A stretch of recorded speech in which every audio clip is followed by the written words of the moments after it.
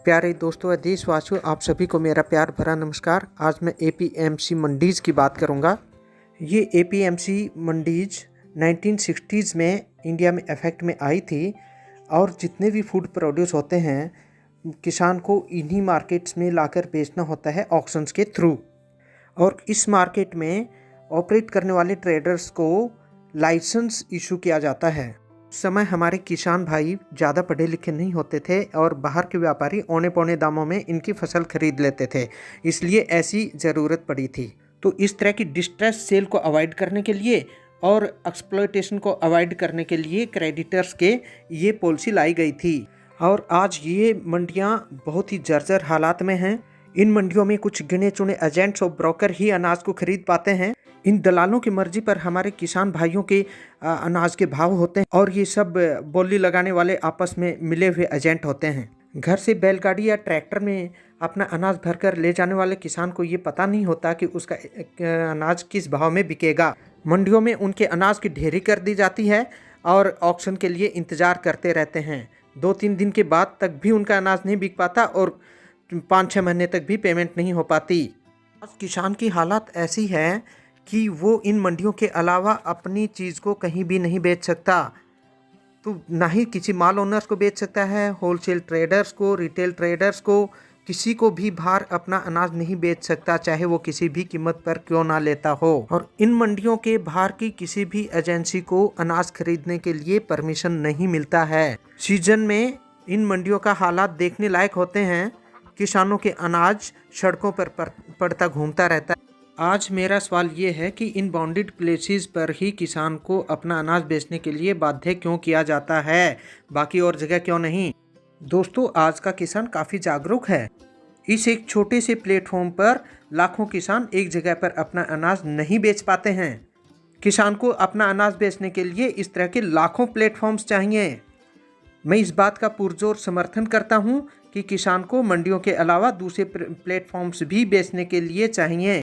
आखिर कब तक किसान इन एपीएमसी मंडीज़ पर डिपेंड रहेगा। दोस्तों, पिछले 70 सालों से किसान एक्ट में ना कोई बदलाव हुआ, ना ही कुछ नया किया गया।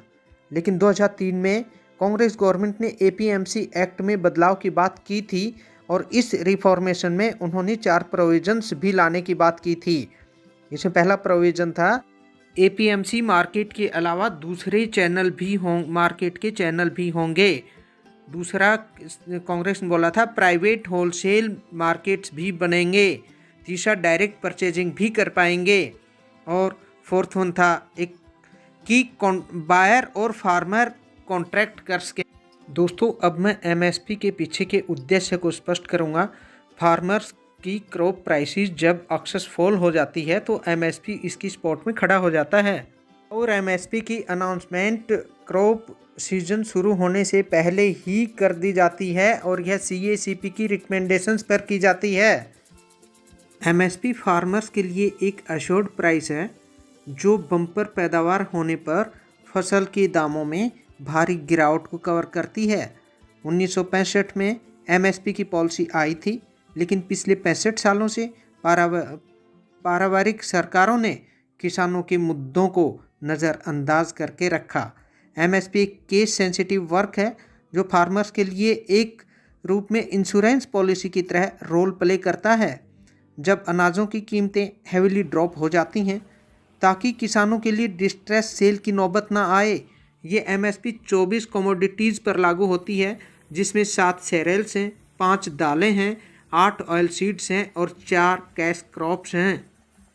बम्पर पैदावार होने पर एक ऐसी सिचुएशन क्रिएट हो जाती है कि मार्केट में इन अनाजों की डिमांड ख़त्म हो जाती है और सरकार के पास भी सरप्लस अनाज इकट्ठा हो जाता है।